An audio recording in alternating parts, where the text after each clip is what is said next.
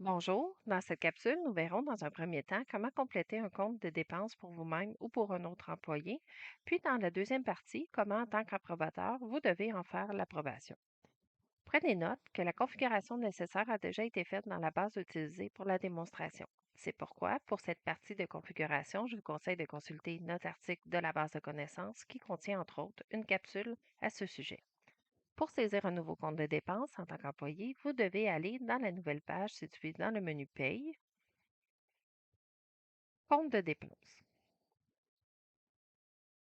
On va arriver sur le dernier que j'ai consulté. Donc, pour en faire un nouveau, soit mon nom ou au nom d'un employé, on va cliquer sur Nouveau.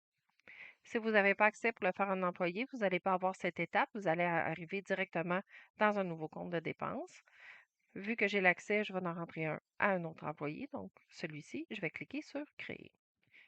Donc, si vous n'aviez pas l'écran précédent, vous allez arriver directement dans un écran comme ça de compte de dépenses.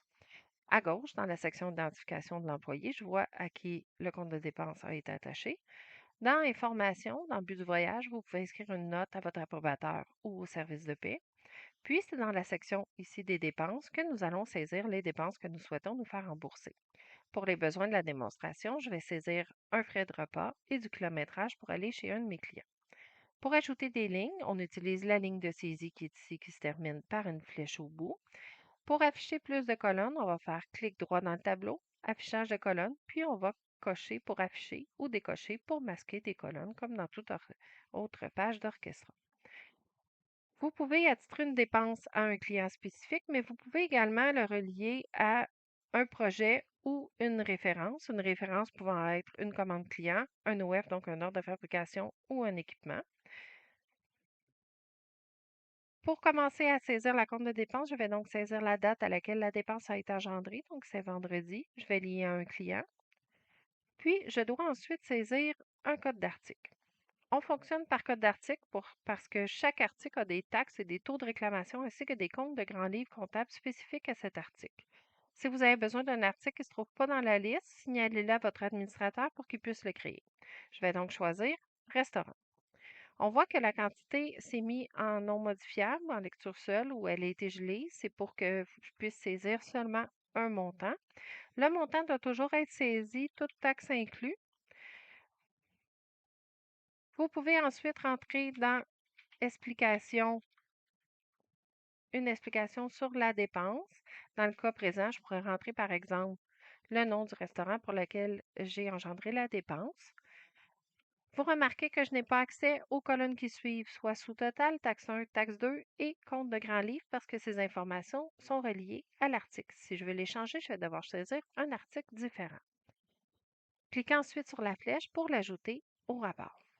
Je vais ensuite saisir une ligne pour le kilométrage, donc je vais choisir la date du 5 pour la compagnie, puis je vais choisir kilométrage. On voit maintenant que c'est le montant qui est bloqué et que je dois saisir une quantité, soit un nombre de kilomètres. Je vais rentrer 100 km pour aller chez mon client. Si vous avez des limitations, des spécifications, un message d'erreur va vous avertir comme celui-ci. Suivez simplement les instructions mentionnées afin de compléter la ligne en cours et créer une nouvelle ligne au besoin. Je vais donc saisir les premiers 25 km pour celui-ci, puis rentrer une nouvelle ligne pour le kilométrage qui reste. Voilà. Donc, on voit que mes premiers kilomètres sont à ce dossier et les autres sont à un taux différent. Une fois que j'ai complété, on va cliquer sur Sauvegarder. Vous voyez en bas la personne qui doit approuver votre compte de dépenses. Vous pouvez joindre des documents à votre rapport, donc en tant que pièce justificative, vous cliquez sur Documents. Les pièces doivent avoir été d'abord numérisées ou scannées sur votre ordinateur.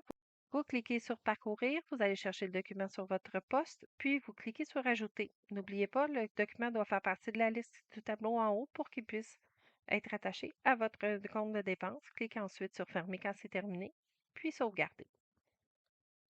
C'est tout pour ce qui concerne la saisie du compte de dépenses. Vous pouvez le modifier tant qu'il n'a pas été payé. Dans le cas contraire, vous allez devoir créer un nouveau compte de dépenses.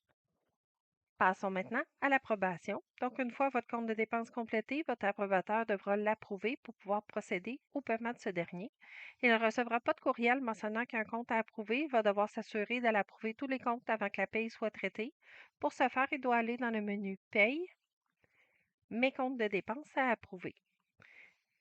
Présentement, j'ai seulement un compte de dépenses à approuver. Donc, pour l'approuver, je peux cliquer sur la ligne directement. Ça va m'ouvrir le compte de dépenses.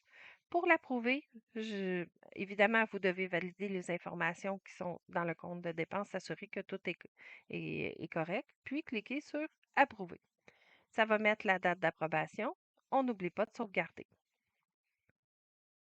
Une fois approuvé, le rapport, le compte peut être imprimé au besoin via le menu Imprimer. Puis vous imprimez en cliquant sur l'imprimante, puis sur Imprimer. En choisissant votre imprimante, cliquez sur Imprimer. Si vous avez des questions ou avez besoin de plus d'informations, je vous invite à consulter les articles de notre base de connaissances sur notre portail Jira ou consulter l'aide en ligne directement dans Orchestra. Merci, bonne journée.